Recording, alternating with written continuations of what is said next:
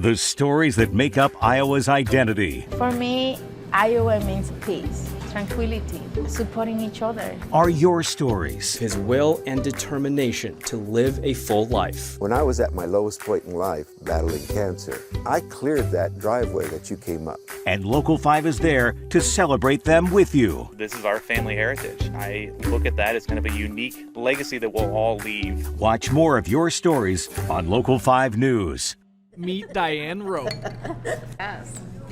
An 89-year-old Edencrest resident living in the Beaverdale neighborhood. Very, very, very nice. Diane has always had a passion for food. After growing up with a mother and grandmother who were amazing cooks themselves, Diane contributed to the food world with 2 published cookbooks. You mean this is from the book? It is from the book. No wonder I liked it. Oh, this is marvelous. Diane lives with dementia, but she didn't let that stop her from enjoying her Thanksgiving meal with her friends and family.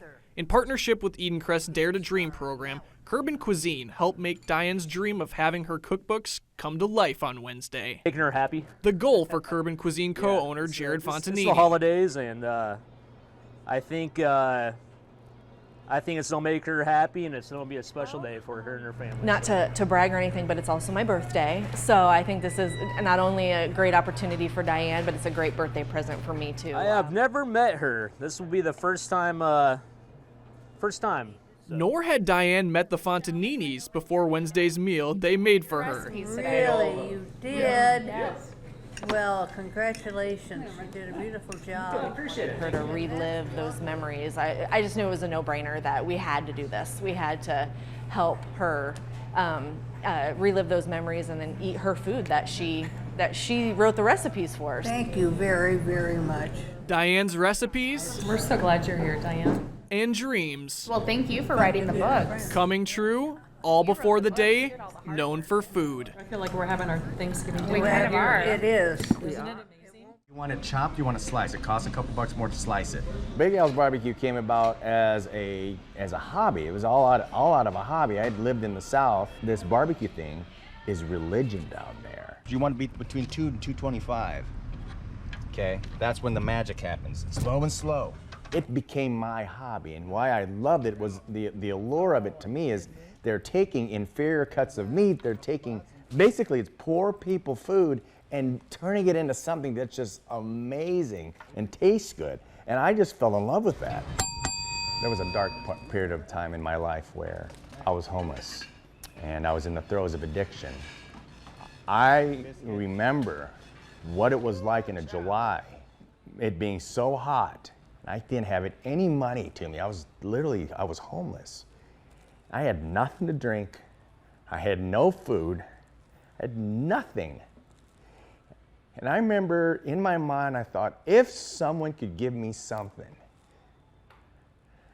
maybe, I don't know, maybe change my life. I don't know, but I just knew at this point in time, when you're to that point, you're just dying and you're just wishing, could someone help me out?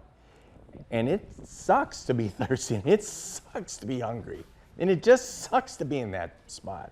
And it just sucks that no one wants to help you out, even though maybe you should be helping yourself out, but it just sucks to be there. And it took me instantly, it's like, well, I'm not gonna be that person. I wanna be that person that, you know what, I understand life happens. And if you wanna maybe come in and have a drink and have something to eat, you know, maybe you could even have a conversation to kind of find out, maybe, hey, maybe it's something I could do to help you, because I was there in your shoes before, buddy. I was there in your shoes. And you don't have to live your life that way.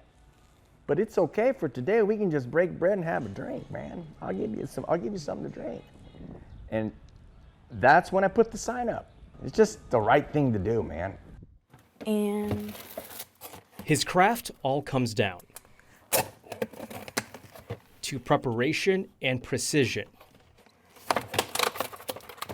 It all goes down in this home kitchen in Clive. This is where okay, that. Okay.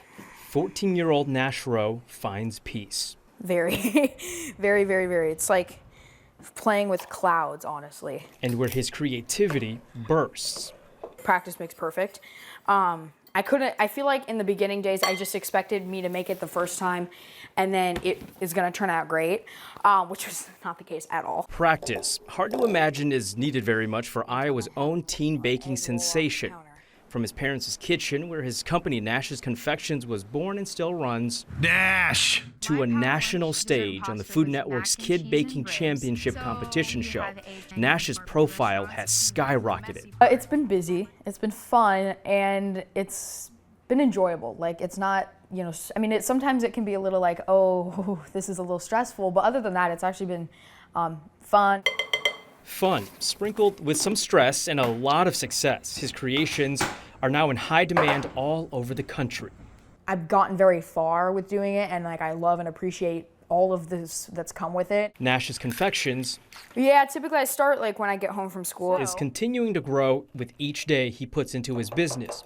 Each day. I started like the boxed cake when I was like 6, and then I got to help her since I was toddler maybe. For as long as Nash and his mother, Esty Rowe, can remember. It was a pastime for him, a way for him to make money. That was it. He wants to save for a Jeep, so he said, all right, how are you going to afford it? And he started this during COVID, and it has grown. I think my first interaction with my grandma, I charged her $4 for a dozen sugar cookies covered in 2 paper plates, but then because she was family, I took $2 off, and then because I just felt like it, I took another $1 off. So then we were about $1. It's that heart for family that has been his main ingredient, the love and the honesty.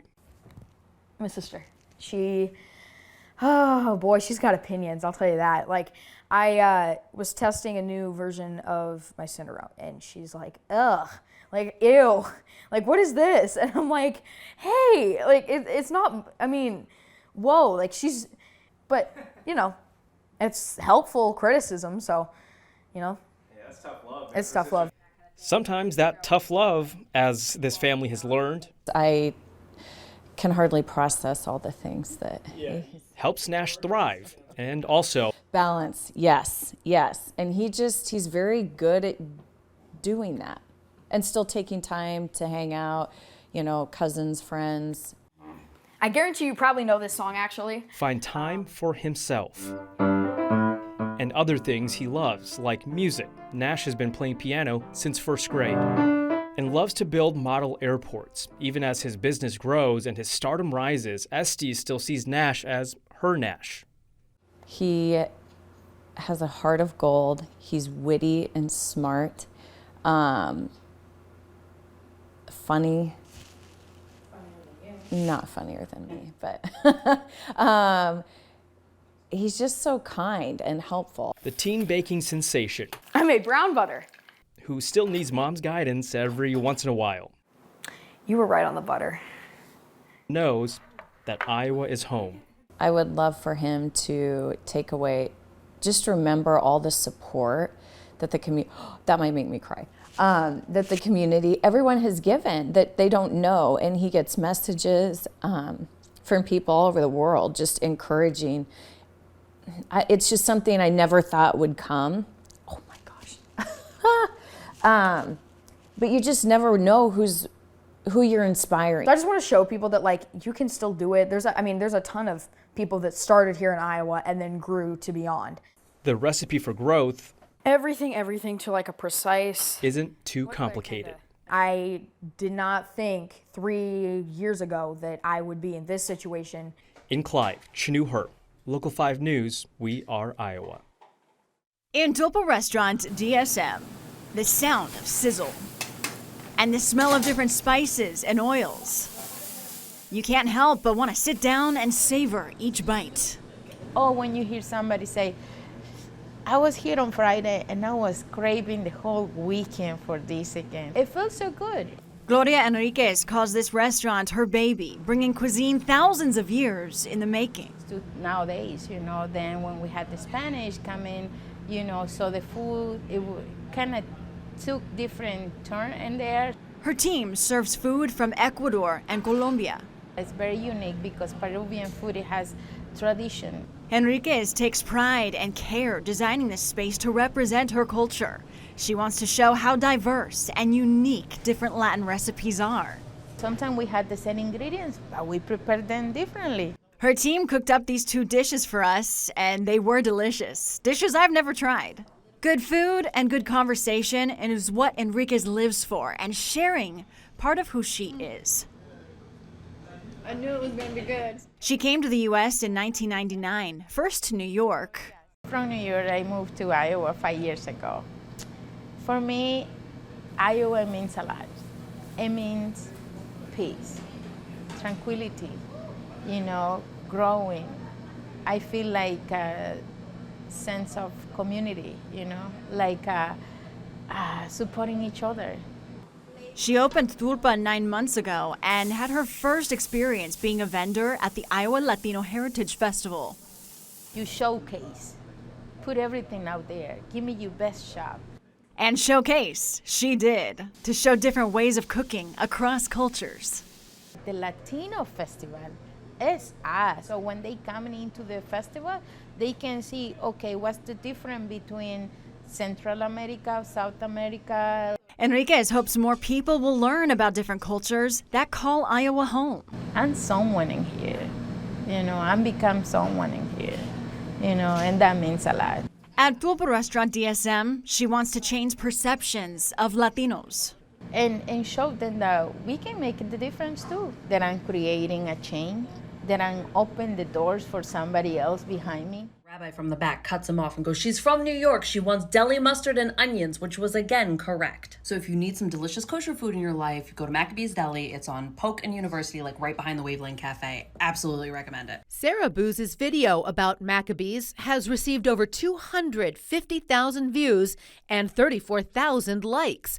Booz says she ordered a pastrami on rye with deli mustard and onions, but it's become so popular with customers that rye and challah bread have run out. I'm telling you, it's booming. I have to go up and get more meat to feed the community. We never saw this before. Customers have also had to wait almost 20 minutes to get their food. Most of them there on Friday afternoon were first-time customers who had traveled to Des Moines. Some for business, some for pleasure, but all made sure to visit the deli. It just got really popular, and when she said they were the best, I had to try it. So I just left the gym. I had to get some food in me, so I was hungry, so I wanted to make sure it was this. Maccabee's is the only kosher deli in Des Moines, and Rabbi Jacobson says it's the largest deli of its kind in Iowa. Maccabee's is the story of Hanukkah. So we hope that this place will be a place that unifies the community, and the community will support it. Jacobson also says making sandwiches isn't a normal thing for rabbis, but he wants to unify the community through conversation and food. My name is Joseph Jacobson, Joseph. In the Bible, Joseph fed all the people in Egypt. Everyone came because there was a big famine. His name was also Joseph Jacobson. It was Joseph, the son of Jacob, right? So I'm doing the same thing, just a few thousand years later.